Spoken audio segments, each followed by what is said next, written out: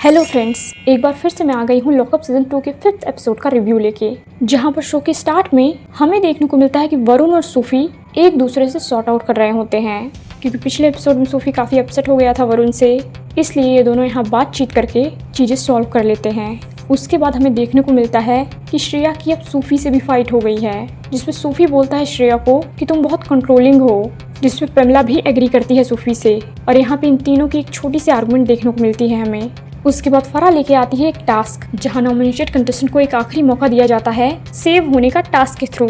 और 5 nominated contestant में से वही कंटेस्टेंट सेव होगा जो टास्क जीतेगा। और इन 5 में से रियाज टास्क जीत जाता है, और फिर रियाज को पावर दी जाती है कि वो अपनी जगह सेफ कंटेस्टेंट में से किसी एक को नॉमिनेट कर दे, जिसपे रियाज आकांक्षा चमोला को नॉमिनेट कर देता है। और इसी टास्क के दौरान धीरज और श्रेया की फाइट भी हो जाती है, जिसपे श्रेया सबको बोल रही होती है कि ये सब यहाँ एक दूसरे की चाटने आए हैं, जिसपे धीरज भड़क जाता है और बोलता है मेरे साथ ये सब ट्राई मत करना, जिसपे श्रेया धीरज को लूजर बोल देती है। जिसके बाद धीरज श्रेया को मिडिल फिंगर दिखा देता है। श्रेया की तो जुबान गंदी है ही, और ये तो वो खुद भी एक्सेप्ट करती है, लेकिन धीरज ने जो यहाँ किया वो टोटली गलत था। और टास्क खत्म होने के बाद राम कपूर, हर्षद, धीरज, आकांक्षा और शिवांगी सब बैठ के डिस्कस कर रहे होते हैं जो भी श्रेया और धीरज की फाइट हुई थी उस पे, जहाँ पर राम धीरज को बोल रहा होता है कि श्रेया जानबूझ के तुमको पोक कर रही है और तुम हो भी गए। और हर्षद भी बोलता है कि श्रेया जिस लेवल पे गई है आज, उस लेवल पर यहाँ कौन जा सकता है। मतलब सीरियसली हर्षद, धीरज ने मिडिल फिंगर दिखाई वो तुम्हें नहीं दिखाई दिया,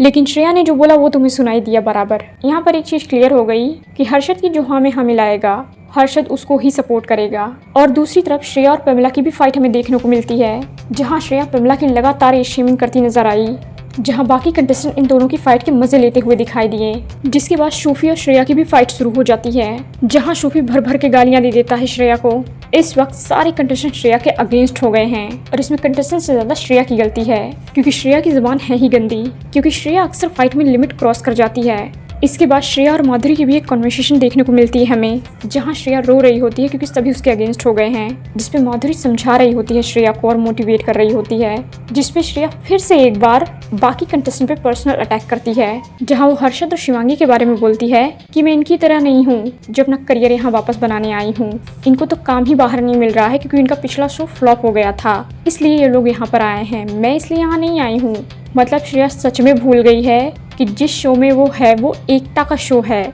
और जिस शो की वो बात कर रही है बड़े अच्छे लगते हैं 4th, जिसमें हर्षद और शिवांगी थे, वो शो भी एकता का ही था। मतलब श्रेया इनडायरेक्टली एकता के शो को ही फ्लॉप बोल रही है उसके ही शो में रह के, और ये चीज़ श्रेया को बहुत भारी पड़ने वाली है आगे जाके। लोगों के करियर पे जाना, उनकी पर्सनल लाइफ पे जाना, उनकी एज शेमिंग करना, ये सब करके आप दिख तो जाओगे बहुत ज़्यादा, लेकिन इससे सिर्फ आपको नेगेटिव लाइमलाइट मिलेगी।